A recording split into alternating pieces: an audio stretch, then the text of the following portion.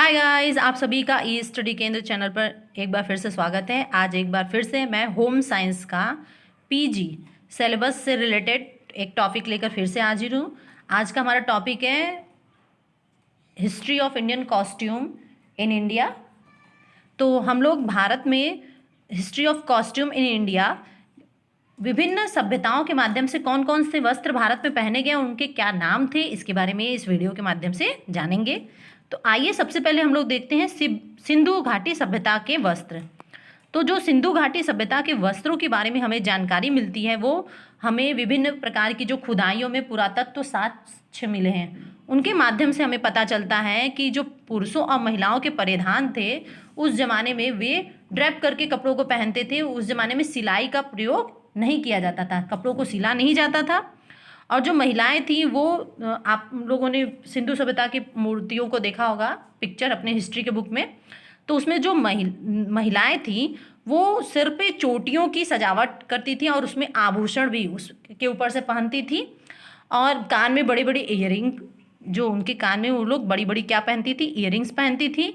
और सिंधु सभ्यता में जो महिलाएं थी उनका मुख्य पहनावा क्या था, तो वो शॉर्ट स्कर्ट था और जूतों को वो धार्मिक अवसरों पे पहनते थे। तो ये प्रश्न ध्यान रखिएगा कि सिंधु घाटी सभ्यता में जो महिलाएं थी वो जूतों को कब पहनती थी, महिला और पुरुषों दोनों के द्वारा कब जूतों को पहना जाता था। तो आपको ध्यान रखना है कि धार्मिक अवसरों पर पहनते थे। अभी जो जूते का जो प्रचलन है वो हम रोज प्रतिदिन पहनने के लिए नहीं हुआ था। आइए अब देखते हैं वैदिक काल में वस्त्र। तो अभी वैदिक काल में भी सिले हुए वस्त्रों का प्रयोग नहीं किया जाता है। वैदिक काल में मुख्य रूप से 3 परिधान का प्रयोग किया जाता था जो पुरुष और महिलाएं दोनों करते थे। आइए देखते हैं इन तीनों के नाम। तो सबसे पहला हमारा वस्त्र है जो है जिसको अंतरिया कहा जाता था। अब ये अंतरिया क्या होता था, तो जो अंतरिया होता था यह कमर के नीचे पहने जाने वाले वस्त्र को कहते थे। तो ध्यान दीजिए, अंतरिया मतलब कमर के नीचे पहने वाले, जैसे कि आज के ज़माने में लोग धोती पहनते हैं, कमर के नीचे धोती पहनी जाती है, वही चीज़ होता था अंतरिया। आपने रामायण में भी महाभारत में भी पुरुषों को पहनते हुए देखा होगा, कई तरह से वो लोग पहनते थे, धोती को पहनने का तरीका वही अंतरिया, उसी को अंतरिया कहते हैं। अब दूसरा जो है हमारा कायाबंद। कायाबंद यह एक प्रकार से डोरी या बेल्ट के समान अंतरिया को बांधने के लिए प्रयोग की जाती थी। आपने देखा होगा, मैंने अभी रामायण और महाभारत का नाम लिया, तो अंतरिया के बाद उनके कमर पे भी एक कायाबंद दूसरे रंग के कपड़े का होता था जो सेम उसी कपड़े का नहीं होता था। अंतरिया का रंग दूसरा होता था, कायाबंद का रंग दूसरा होता था, जो बनने के बाद सुंदर सा एक कॉम्बिनेशन दिखता था। तो अब ये क्या होता था, एक बेल्ट के समान होता था ताकि जो अंतरिया को सपोर्ट दे सके और उसको खुलने से और सरकने से रोक सके। आज के ज़माने में भी जैसे लोग बेल्ट का प्रयोग करते हैं उसी तरह।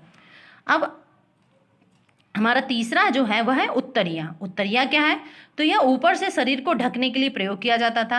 आजकल के लिए पुरुषों के लिए ऊपर से पहनने के लिए शर्ट टी शर्ट होता है, लेकिन उस जमाने में पुरुषों को ऊपर से पहनने के लिए कुछ नहीं होता था, तो वह उत्तरिया, जैसे गमछा का प्रयोग किया जाता है ना दोनों तरफ से गले में से शरीर को ढकने के लिए, तो उसी तरह मान लीजिए पुरुष करते थे। और महिलाएं इसका प्रयोग किस लिए करती थी, तो वे अपने वक्ष स्थल को ढकने के लिए उत्तरियों का प्रयोग करती थी। तो उत्तरियों का प्रयोग पुरुषों और महिलाओं में अलग अलग तरीके से किया जाता था। ये कायाबंद से संबंधित प्रश्न अभी पिछले साल के पेपर में एमए होम साइंस में पूछा गया था। तो ध्यान दीजिएगा, ये तीनों टॉपिक इंपॉर्टेंट है, इनसे प्रश्न बनते हैं कि अंतरिया का क्या प्रयोग था, कायाबंद का क्या प्रयोग था और उत्तरिया का क्या प्रयोग था। आइए नेक्स्ट देखते हैं। वैदिक काल में जो वस्त्र थे उसमें महिलाओं के जो मुख्य परिधान थे उसको पट्टिका कहा जाता था। तो वैदिक काल में महिला का मुख्य परिधान का नाम क्या था, तो पट्टिका, जो अंतरिया पर टिका टक किया जाता था। ध्यान दीजिएगा, अंतरिया क्या, जो नीचे धोती की तरह पहना जाता था, और महिला जो है ऊपर क्या पहनती थी, तो पट्टिका, जो कि अंतरिया पे टक किया जाता था।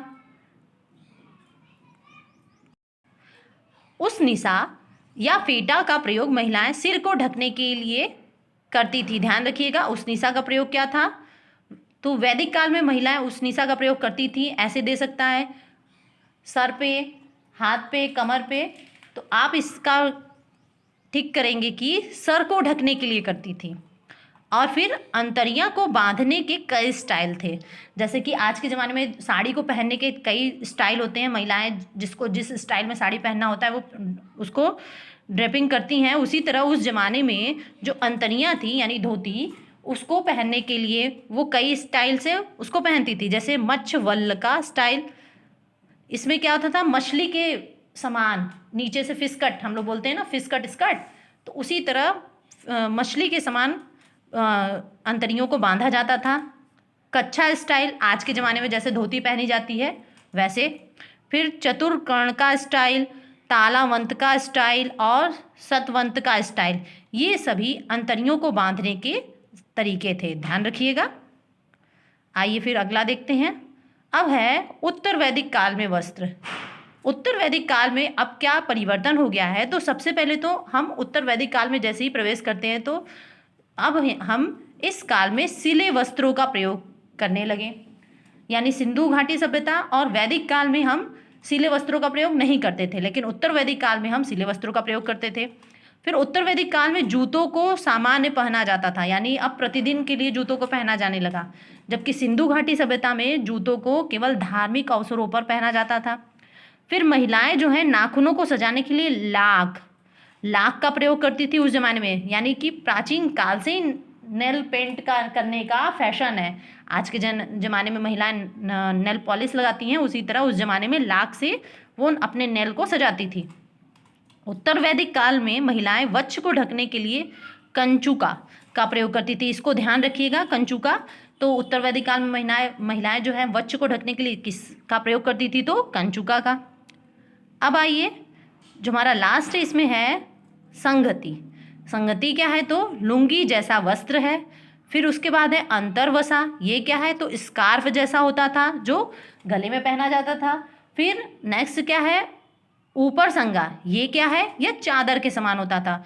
तो ये तीनों क्या है, उत्तर वैदिक काल में जो है धार्मिक परिधान थे।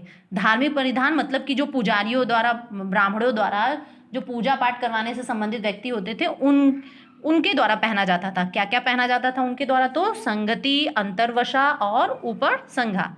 तो इसमें मैंने जितने भी टॉपिक को पढ़ाए हैं आप सभी को ध्यान में रखना है, और इससे रिलेटेड प्रश्न भी परीक्षा में पूछे जाते हैं। अभी मैं जो हिस्ट्री ऑफ इंडियन कॉस्ट्यूम है इन इंडिया, तो भारत में जो वस्त्रों का जो इतिहास रहा है इसके ऊपर अभी मैं एक और वीडियो बनाऊंगी। तो इस वीडियो में आपको सारे टॉपिकों को अच्छे से पढ़ना है। और ये वीडियो आपको कैसा लगा हमें कमेंट करके ज़रूर से बताएं। वीडियो अच्छा लगे तो लाइक ज़रूर से करें, और अगर आपने अभी तक हमारे चैनल को सब्सक्राइब नहीं किया तो सब्सक्राइब करें, ताकि हमें मोटिवेशन मिलता रहे और हम और भी वीडियो बनाते रहें। Thank you.